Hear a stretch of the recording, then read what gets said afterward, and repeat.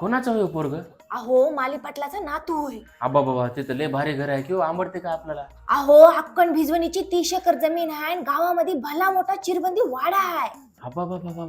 आणि गावामध्ये कोणाच्याच घरी फटफटी नाही, त्याच्याच घरी आहे. अहो तुमच्या पोरीला त्याच्या घरी द्या, जन्मभर परतून बघायची सुद्धा गरज नाही. हो मग कशाची वाट बघायला? सोयऱ्याला बोलवा, या म्हणून उद्या घ्या म्हणून टिकला. काय करते पोरग? अहो इंजिनियर आहे ते. असे 100 इंजिनियर माझ्या गावात पडून आता. बरं हे दुसरं एक आहे बघा, प्रायव्हेट बँक मध्ये मॅनेजर आहे. हा जमना, हे बी जमना. अहो त्याला 50,000 पगार आहे. किती बी पगार असला तरी प्रायव्हेट वाला जमत नाही. अहो ते आपल्या माली पाटलाचा नातू होय.